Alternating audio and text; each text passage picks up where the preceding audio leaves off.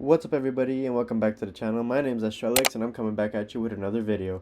And today guys, we're going to be talking about a topic that's a little bit more serious, a little bit more edgy I guess than the rest of my content so far on this channel. But seriously guys, have you guys ever just sat in your car driving home from work, or maybe you're at the grocery store sitting in line and you're just wondering, right, what is going on inside some people's heads these days? Well, I mean, some people really got some crazy ideas because, I mean, today we're going to be taking a look at a woman that allegedly, or not even allegedly, she did kill her father as a result of the previous election that just wrapped up. And man, I genuinely, I can't believe that I have to sit here and actually say those words coming out of my mouth. But let's get into the video, guys. So, as many of you guys know, recently in the United States, we've had our elections. You know, Donald Trump won the presidency, the Republicans won the House and the Senate. So basically, they have control over the country for the next 4 years, correctly? Because that's what most people voted for, right? And you know, some people, they just go about their days after hearing the results of this election. Some people, maybe they get mad, maybe they go outside and vent, maybe they vent to their friends. But not this woman, guys. This woman here, Corey Burke, man, she killed her own father as a result of the election, or at least according to this article that I'm reading from. She actually murdered her own father with an ice axe. Like, I get it, you know, you watch the election with your family. Some people watch it religiously. Some people watch the election like it's a sport, for God's sake. I mean, I don't understand it, but it is what it is at the end of the day. But imagine you're just at home, relaxing with your family. You know, you're watching the election. You're thinking, oh, this guy's going to win. She's going to win. Who's going to win? It is what it is. You know, at the end of the day, life moves on, right? But no. Corey here, she just decided straight up after hearing that Donald Trump won, nah, I'm just going to go kill my dad. Like, honestly, who genuinely sees the results of an election, right? That at the end of the day, it is what it is. We just have to move on. Democrats survived under the first Trump presidency. Republicans survived under the Biden presidency and all the Democrat presidencies before Trump.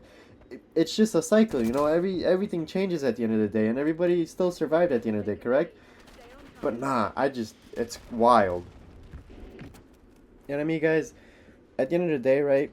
When people are so just divided over issues, right? That's when things like this happen. And I mean, we can't move forward as a country if one side of the country is pulling left and the other side of the country is pulling right. And at the end of the day, we're just so divided that we can't actually get anything done. We can't actually come to a decisive resolution on any issues because of the fact that things like this happen.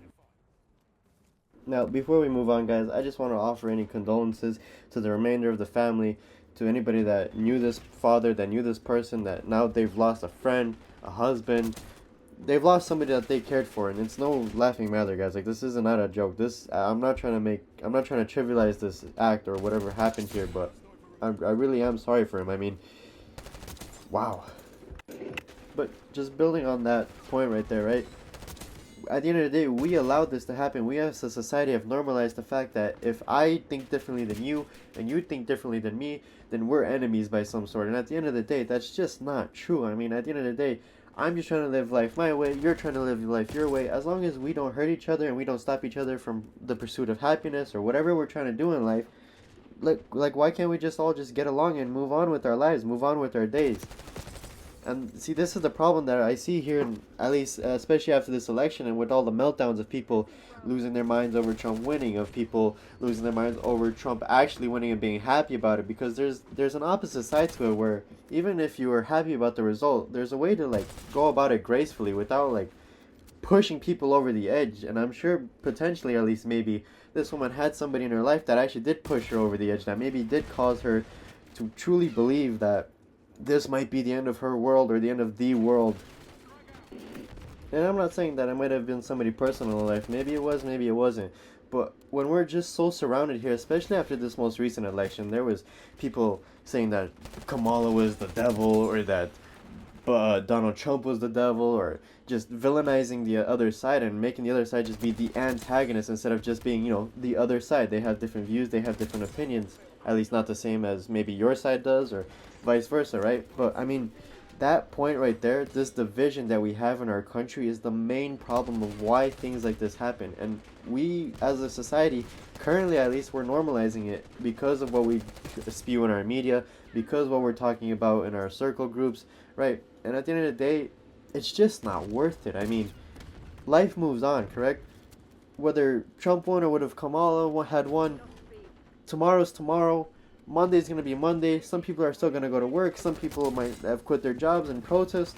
But at the end of the day, life moves on. Time ticks, and nothing's ever gonna change now if we're just gonna keep fighting and doing things like this. And I mean, guys, look at this excerpt from the Hinsdustan Times. Berg reportedly considered the attack to be an act of liberation, according to the charging documents. She has been accused of strangling, biting, and hacking her father. And I'm not even going to read the rest of it because it's just really gruesome. But guys, I mean, we can't normalize this. We can't allow this to continue. Or at least we can't allow people to think that this is okay for any reason, let alone a reason that at the end of the day, you're not going to change it by committing this act. This act of just pure insanity, because at the end of the day, I mean, you can't really define it as anything else. It was just pure insanity. I mean, this is your father that we're talking about, the person that raised you, the person that kept you clothed, that person that kept you fed in conjunction with your mother. Or I don't understand the whole dynamic of the family because the article doesn't mention the mother, but at least we can assume that the father was present in her life because they were together still at this age. Her father was 67 at the time that this happened, and she was in her 30s. But it's crazy to me that things like this are actually happening right now over something that, life moves on, guys. If we just start kicking and screaming and destroying everything again, or if we just start killing people over this fact, then, I mean, where are we actually going to end up? Not only as a country, but as a society, right? I mean, the next person after Trump, they're going to have to fix everything that we do during Trump, that we personally do as a society. I mean, on top of fixing what Trump may or may not do, or what the presidency before Trump did, right? At the end of the day, guys, it's just, this is not the way forward, and this is not the way to react. There are so many ways to get your anger out. There are so many ways there's therapy, there's counseling. Heck, if you really want to get your anger out, go punch a tree outside or something. I mean, there's other ways to get your anger out, but killing people, and killing especially people that you are supposed to, or at least by default care for, such as your father or any type of family member or friend. I mean, guys, seriously, we need to stop this. We need to stop the hate. We need to stop antagonizing the other side, whether you're on the right or the left, because at the end of the day, it's not going to do any good. We're not going to move the country forward. We're not going to move society forward as a people. And at the end of the day, we're going to end up destroying ourselves.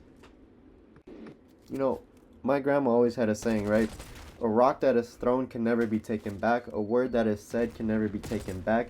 And the one thing that you definitely can't get back is time, because once it moves forward, it's gone. It's not coming back. You can't rewind, right? And I'm sure at least some level of resentment or regret, I should say, right? This person, this woman, she does regret her actions, and I don't doubt that she probably does regret these actions, but there's nothing you can do now. And this is why I say, at least when I talk about things like this with other people outside in my life, right? Guys, just take a breath, right? Just breathe. Just relax for a second. Just, if you're gonna break something inanimate. Break something that doesn't actually matter. Break something that you're not gonna regret breaking in the next 5 minutes, 1 year, 2 years, 3 years, whatever X amount of time after you break it, right? It is what it is. If it's just like a controller, for example, when people get mad at video games, it's just a controller, can be replaced. But a family member, a friend, a person that had dreams and plans and visions, or was just trying to enjoy life, right?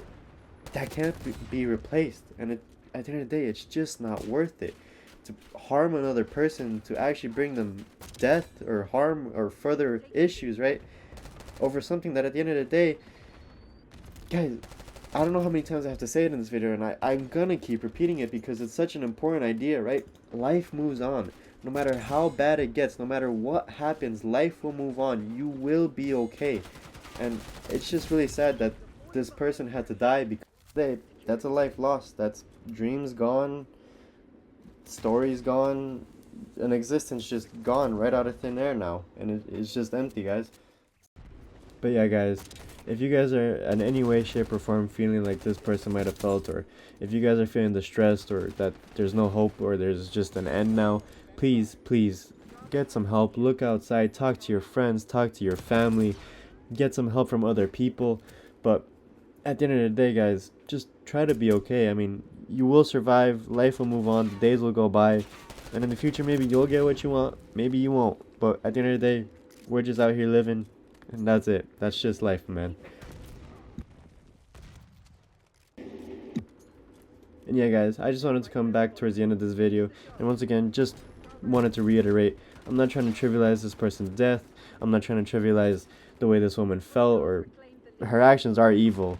They are evil, but like I said, I'm not trying to trivialize her father's death. May his soul rest in peace wherever he is. And yeah, guys, I just want to wrap up this video by saying thank you guys for watching. I hope you guys maybe found at least some good advice in this video, maybe to take forward in your lives, maybe to take forward in your relationships and how you treat people. And like I always say, guys, I hope to see you guys in the next video. Let me know, guys, if you enjoyed this type of content. And as always, stay happy, stay healthy, and enjoy life.